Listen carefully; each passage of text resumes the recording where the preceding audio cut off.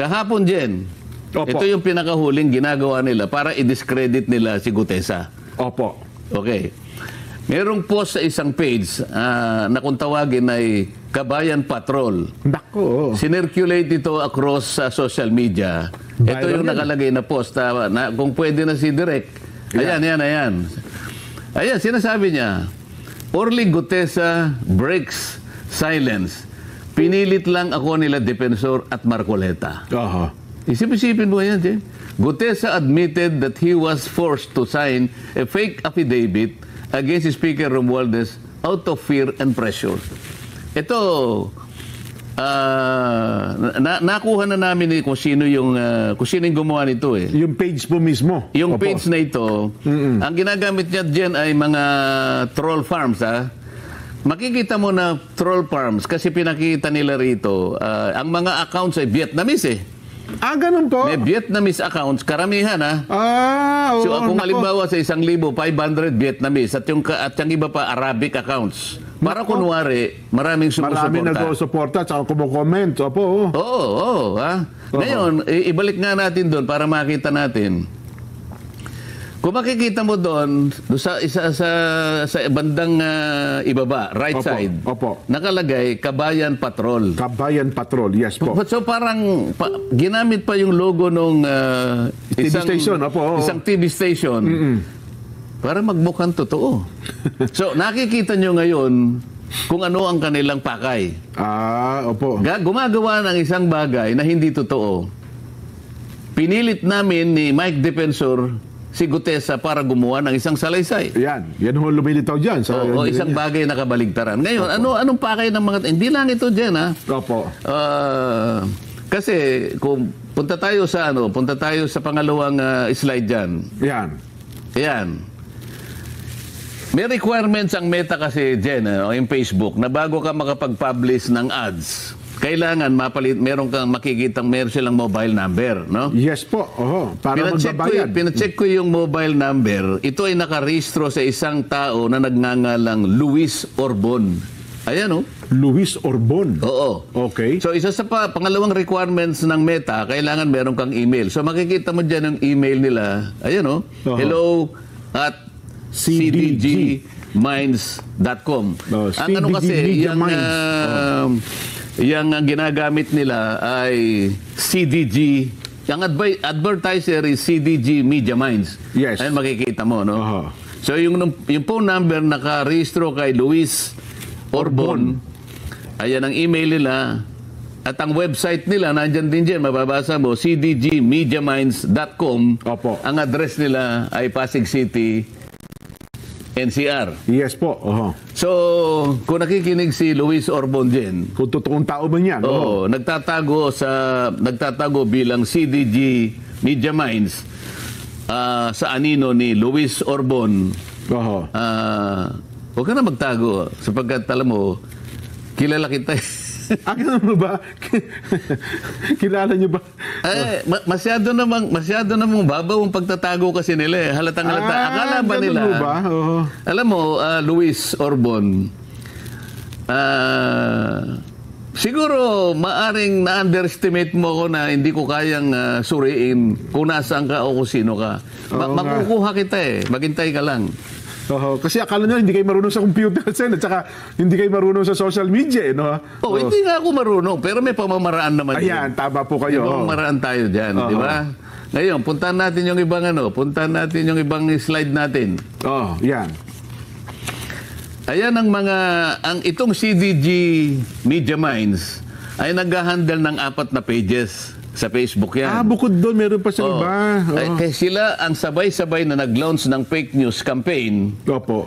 At binuboost nila, binabayaran nila laban kay Orly Gutesa. Ayan, makikita nyo isa-isa yan, Yung number 1, ito yung Kabayan Patrol. Ayan, nakikita mo. Ang pangalawa, dapat alam mo. Sabi niya, Ayan, nakikita nyo yung kanilang post. Ayan, Yung pangatlo, balita on the go. Ayan. Opo. Yung pang-4, chips of staff. Chips of staff. Opo. So ito ay puro fake news campaign. Okay. Anong pakay ng mga taong Bakit sila gagawa ng ganito? Ito yung sinasabi ko sa iyo na pangalawa na undermining the whistleblower. So lahat ng kaparaanan gagawin para pagtakpan, para ilihis, para iligaw ang mamamayan. Ang mga taong ito ay, ang kanilang maaring pakinabang dito ay yung taong pinagsisilbihan nila.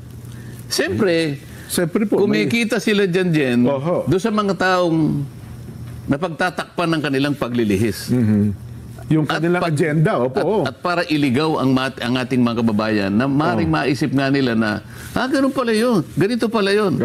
Kaya natin dinidiscuss dyan para malaman ng taong bayan na ito ay puro fake news na ginagawa nila para magtakip, para isalba, para proteksyonan ang mga nasa likod ng mga iniimbestigahan natin. At kung nanonood ba yun, nabasa mo ito ni Gutierrez, baka humina ang loob yun, Kasi puro, nasaan si Gutierrez, nasaan si Orly. Pare-parehas yun, Iba't ibang uri ng ads. Puntahan natin yung isa pang slide direct. Ayan, tingnan mo yan, Iba't ibang uri ng ads na puro paninira, iisang target.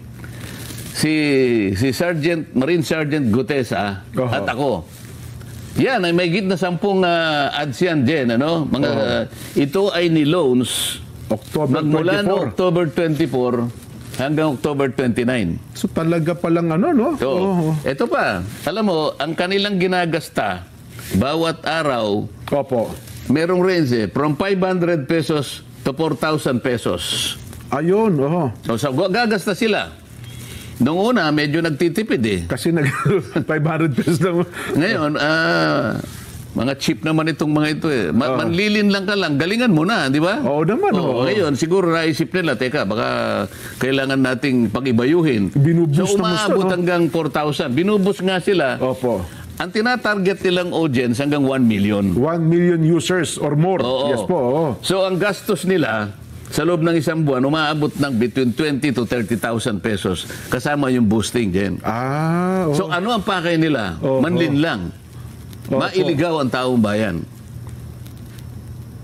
So ang gastos ay ganun karami para sa ganun patakbuhin yung kanilang mga ads. So kung mga ganun, times 10 kasi mga 10 pala, iba't ibang lugar saan, Ibuboost nilang lahat. Malaki kahit pa paano. So, gumagasta sila talaga. So, sa uling slide, pakita natin para makita natin. Itong mga slides na to, Jen, makikita mo, pinamonitor ko yan magmula ng January 2025.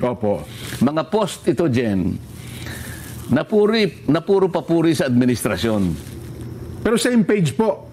Same page. Same page, Yan ay puro papuri sa administrasyon. Ngayon ang kabalintunaan dito, kung ang administrasyon gusto niyang malinis ang skandal na ginawa ng flood control, bakit ngayon nag-sip sila dun sa paninira? Character assassination na nangyayari.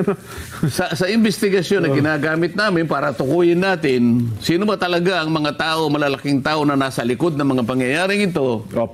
Kung maka-administrasyon kayo, bakit taliwas ang ginagawa nyo ngayon? Sinisiraan nyo ang mga taong lumabas para ngayon pagtibayin, tukuyin, makilala kung sino yung mga malalaking tao.